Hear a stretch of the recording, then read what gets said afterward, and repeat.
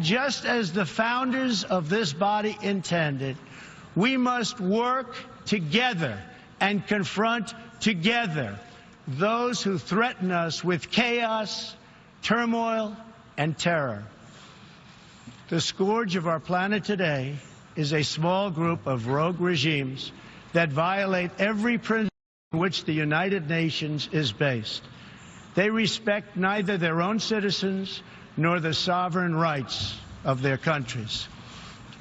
If the righteous many do not confront the wicked few, then evil will triumph.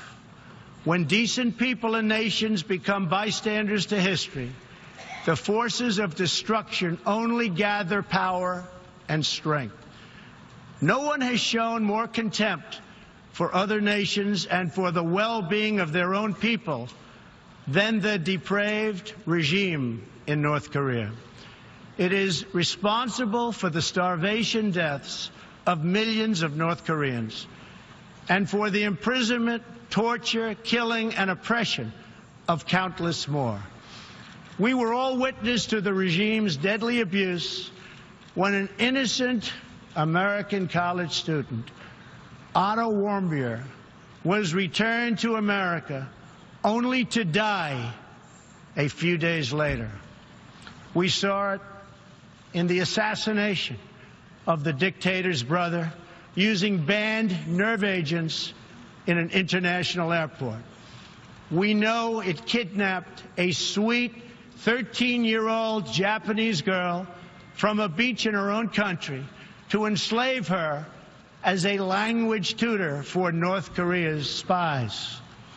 If this is not twisted enough, now North Korea's reckless pursuit of nuclear weapons and ballistic missiles threatens the entire world with unthinkable loss of human life.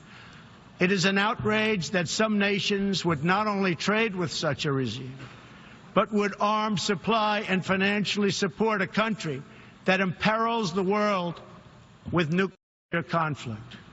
No nation on earth has an interest in seeing this band of criminals arm itself with nuclear weapons and missiles. The United States has great strength and patience, but if it is forced to defend itself or its allies, we will have no choice but to totally destroy North Korea. Rocket Man is on a suicide mission for himself and for his regime. The United States is ready, willing, and able, but hopefully this will not be necessary. That's what the United Nations is all about. That's what the United Nations is for. Let's see how they do. It is time for North Korea to realize that the denuclearization is its only acceptable future. The United Nations Security Council recently held 2 unanimous 15-0 votes adopting hard-hitting resolutions against North Korea, and I want to thank China and Russia for joining the vote to impose sanctions along with all of the other members of the Security Council. Thank you to all involved. But we must do much more.